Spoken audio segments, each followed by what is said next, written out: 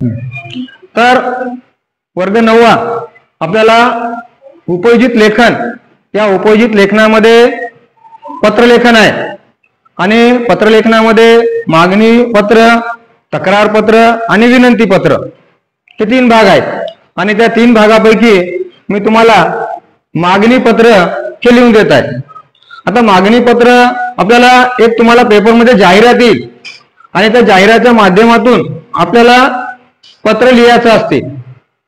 तर मग ती जाहिरात कशाबद्दल आहे, तर मी तुम्हाला लिहून दिलेलं आहे की कोणार्क इलेक्ट्रॉनिक्स या दुकानाचं नाव आहे आणि आपल्याला शाळेसाठी एक नवीन मोबाईल घ्यायचा आहे आणि शाळेसाठी नवीन मोबाईल घ्यायचा आहे, त्यासाठी विद्यार्थी प्रतिनिधी या नात्यानं, एका विद्यार्थी प्रतिनिधी या नात्यानं मागणी पत्र तयार करायचं आहे। तर मग सुरुवातीला मागणी पत्र तयार करताना जे आपल्याला जी दिनांक दिलेला आहे, आता मी इथे लिहिलेला आहे 7 जानेवारी 2025 या तारखेला आपल्याला मोबाईल या दुकानातून घ्यायचा आहे विद्यार्थी प्रतिनिधी या नात्याने। तर ती तारीख लिहिलेली आहे 7 जानेवारी। मग आता आपल्याला मान्य व्यवस्थापक प्रतिमधून त्या दुकानदाराला, जे कोणार्क इलेक्ट्रॉनिक्सचा जो व्यक्ती आहे त्या व्यक्तीला आपल्याला पत्राने कळवायचं आहे। मग प्रति मान्य व्यवस्थापक त्या दुकानाचं नाव कोणार्क इलेक्ट्रॉनिक्स आणि कॉलेज रोड नाशिक, आता आपण या ठिकाणी नाशिक या शहराचं नाव दिलेलं आहे आणि पिनकोड, हा पिनकोड आपल्याला माहिती जरी नसेल तरी 6 अंकी शब्द आपल्याला लिहायचे, जास्त नाही आले पाहिजे, किती आले पाहिजे 6 अंकी। मग त्यानंतर विषय, आता विषय काय आहे की शाळेसाठी एक नवीन मोबाईल खरेदी करण्याबाबत, शाळेसाठी वैयक्तिक पाहिजे का आपल्याला नाही, मग आपण विद्यार्थी प्रतिनिधी यांना त्यानं मागवलेला आहे शाळेसाठी। मग शाळेसाठी एक नवीन मोबाईल खरेदी करण्याबाबत हा झाला विषय पत्रलेखनामधला।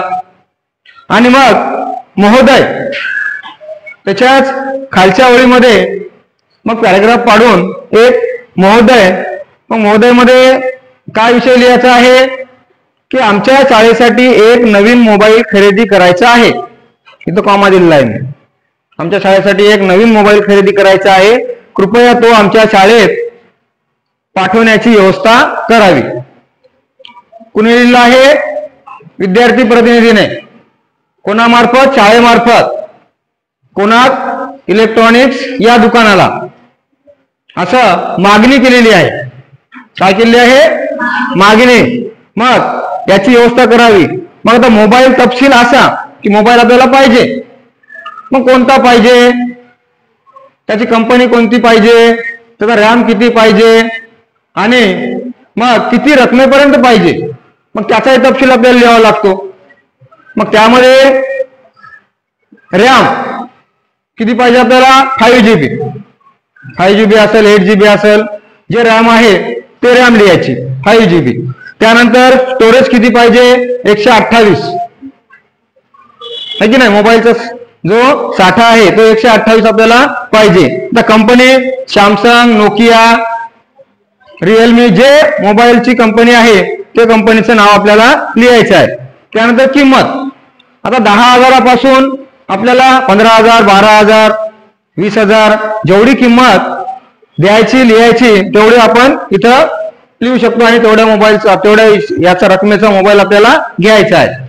मग हा झाला मोबाईलचा तपशील, कारण पत्रलेखनामध्ये आपल्याला काय करायचं आहे, नवीन मोबाईल खरेदी करायचा आहे, मग त्यासाठी त्याचा तपशील आपल्याला लिहावं लागेल। मग आता हे मोबाईलचा असो, दुसरा कोणताही विषय असो, पुस्तकाचा असो, वह्याचा असो किंवा खेळाचं साहित्य असो किंवा शाळेसाठी लागणारं साहित्य असो, हे सर्व याचा तपशील अशा पद्धतीने आपल्याला लिहावा लागतो, काय काय साहित्य आपल्याला लागते। मग हा झाला तपशील मोबाईलचा। मग पुढचा जो मजकूर आहे ते काय लिहावं लागेल की शाळेला म्हणून छापील किमतीत भरघोस सवलत द्यालच, कारण मोबाईल शाळेसाठी मागत आहे, मग शाळेसाठी मोबाईल मागत आहे तर त्यामध्ये आपल्याला सवलत तुम्ही द्यालच। कोणाला मागणी करत आहे ते?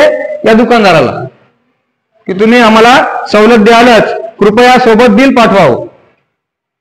कृपया काय करावं, सोबत बिल पाठवावं. आपण डायरेक्ट देणार आहोत का पैसे त्यांना? नाही, कारण पत्राने त्यांना कळवत आहोत. म्हणून मग तुम्ही सोबत बिल पाठवावे आणि रक्कम ही चेकने देण्यात येईल. बाहेर देण्यात येईल का? नाही, चेकने आम्ही रक्कम तुम्हाला पाठवू, तुम्ही बिल पाठवल्यानंतर. हे आपण विद्यार्थी प्रतिनिधी कोणाला म्हणत आहे? त्या दुकानदाराला. म्हणजेच कोणतं नाव आहे? कोणार्क इलेक्ट्रॉनिक्स. आणि मग कळावे काय लिहायचं शेवटी? मग कळावे की कळणार तो कोण आहे? की आपला नम्र. तर जे विद्यार्थी प्रतिनिधी पाठवत आहे त्याचं नाव. मग आपण इथं नाव घेतलं का?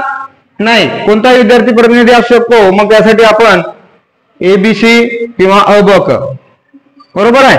मग आपण अबक हे लिहिलेलं आहे आणि खाली विद्यार्थी प्रतिनिधी म्हणून.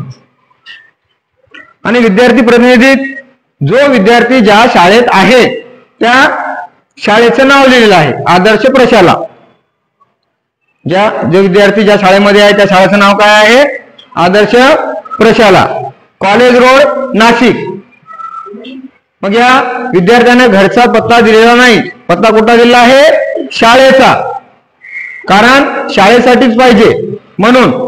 मग शाळेचा पत्ता आदर्श प्रशाला, कॉलेज रोड, नाशिक. आणि खाली शेवटी काय दिलेला आहे? ईमेल. मग ईमेल हा आताच्या या पत्रलेखनामध्ये हे कोणतं पत्र आहे? ईमेलचं पत्र आहे. म्हणून यामध्ये दिनांक आणि ईमेल ह्या दोन गोष्टी या पत्रलेखनामध्ये आल्याच पाहिजे. मग अशा पद्धतीनं तर तुम्हाला हे मागणी पत्र झालं. आता तक्रार पत्र असेल, तक्रार. आता आपण काय घेतलेलं आहे? नवीन मोबाईल घेतलेला आहे. आता तक्रार पत्र लिहायचं असलं तर यामध्ये काय बदल करायचा आपल्याला? फक्त विषय आणि महोदय.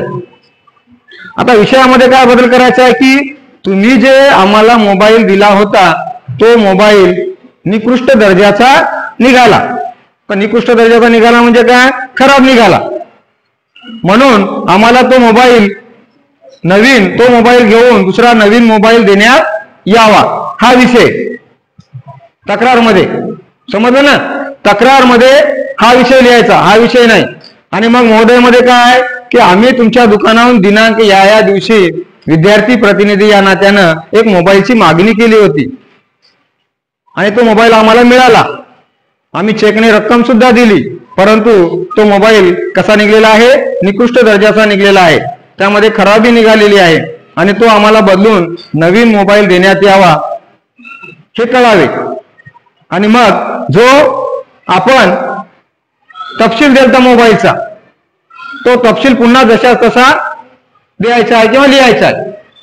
तपशील म्हणजे रॅम किती होती, स्टोरेज किती होतं, कंपनी कोणती होती आणि रक्कम कोणती होती हे जशा तसं आपल्याला काय करायचं आहे? पुन्हा लिहायचं आहे किंवा सांगायचं आहे. आणि मग हा जो पत्ता आहे हा पत्ता किंवा ऍड्रेस जशाला तसा पुन्हा लिहायचा आहे. फक्त विषय बदलला आणि ते झालं मागणी, त्याच्यानंतर झालं तक्रार. फक्त विषय बदलायचा आणि जे मजकूर आहे महोदय यामधला मजकूर बदलायचा. बाकी जशाच तसं हे पत्रलेखन लिहायचं. आता विनंती करताना त्याच पद्धतीनं फक्त तुम्हाला याच्यावर काय येईल?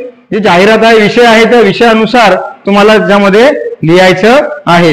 इथपर्यंत समजलं? मागणी पत्र, तक्रार पत्र अशा पद्धतीनं तुम्हाला पेपरला लिहावं लागेल. त्यानुसार तुम्हाला त्याचे गुण मिळतील. याच्यामध्ये काही चूक करायची नाही. व्यवस्थितपणे लिहिलं, अशाला असं लिहिलं, सुंदर अक्षर आणि मायना अशा पद्धतीने लिहिला तर तुम्हाला ते गुण मिळून जातील. जेवढे आहेत तेवढे.